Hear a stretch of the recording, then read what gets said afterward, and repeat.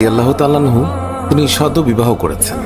ওই সময় আমাদের প্রিয় নবী সাল্লাল্লাহু আলাইহি ওয়াসাল্লাম সাহাবীদেরকে বললেন, আমার সাহাবায়ে কেরাম, তোমরা উহুদের যুদ্ধের জন্য প্রস্তুতি গ্রহণ করো। রাসূলুল্লাহ সাল্লাল্লাহু আলাইহি ওয়াসাল্লাম হযরত হানজালা রাদিয়াল্লাহু তাআলাকে বললেন, হানজালা, তোমাকে যুদ্ধে যেতে হবে না।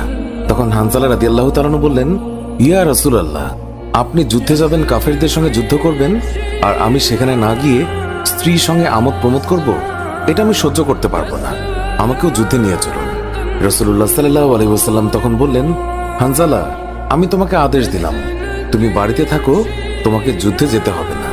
হানজালা তখন নবীর আদেশ শুনে কাঁদতে কাঁদতে বাড়ি চলে গেল। আমাদের প্রিয় নবী সাল্লাল্লাহু আলাইহি ওয়াসাল্লাম সাহাবীদেরকে নিয়ে যুদ্ধে চলে গেছেন। এদিকে সাহাবী হানজালা তার স্ত্রীর সঙ্গে রাত কাটানোর পর তার উপর গোসল ফরজ হয়ে গিয়েছে, তাই সে গোসল করতে গেছেন, পানি নিয়ে দাঁড়িয়েও গেছেন।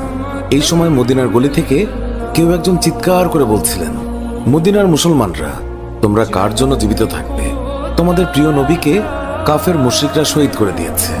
এই কথা যেই মাত্র হানজালার কানে পৌঁছালো, তখনই তিনি পানির বালতি ফেলে দিয়ে তার স্ত্রীর কাছে গেল এবং তার স্ত্রীকে বলল, হে আমার স্ত্রী, তাড়াতাড়ি আমার তলোয়ারটা দাও।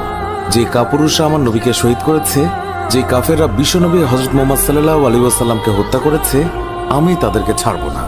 আজ হয় তারা মরবে, না হয় আমি মরব। যে দুনিয়ায় নবী নেই, সেই দুনিয়ায় আমি বাঁচতে চাই না। দাও, আমার তলোয়ারটা দাও। তখন হানজালার স্ত্রী বললেন, আপনি আমার নবীর হত্যাকারীকে হত্যা করতে যাচ্ছেন? যান, আমি বাধা দেব না, আমার বাধা দেওয়ার অধিকার নেই।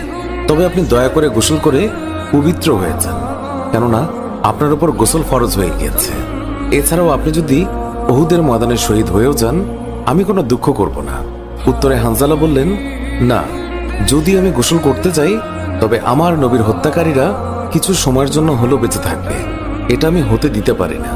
আমার যেই দুনিয়ায় আমার নবী বেঁচে নেই, ওই দুনিয়ার পানি দিয়ে আমি গোসল করতে পারি না। এই বলে তিনি তলোয়ার নিয়ে চলে গেলেন। উহুদের ময়দানে তিনি অনেক কাফেরকে হত্যা করলেন। একসময় যুদ্ধ করতে করতে তিনি শহীদ হয়ে গেলেন। যুদ্ধ শেষ হয়ে গেলে আল্লাহ রাসূল সাহাবীদেরকে বললেন, হে আমার সাহাবীরা, তোমরা যাও, গিয়ে দেখো আমার যে সকল সাহাবা একরাম শহীদ হয়েছে তাদের লাশ সংগ্রহ করো এবং তাদেরকে গোসলবিহীন দাফনের ব্যবস্থা করো। সকল শহীদের লাশ এনে এক জায়গায় রাখা হচ্ছে। নবীজি গুনে দেখলেন ৬৮টি লাশ রয়েছে, ২টি লাশ নেই। একজন তার চাচা হামজা রাদিয়াল্লাহু তাআলা আনহু, আর আরেকজন হানজালা রাদিয়াল্লাহু তাআলা আনহু। অস্থির হয়ে পড়লেন নবীজি। সব সাহাবাদের পাঠালেন লাশ খোঁজার জন্য। হঠাৎ বোরখা পরা এক মহিলা এসে দাঁড়ালেন নবীজির কাছে।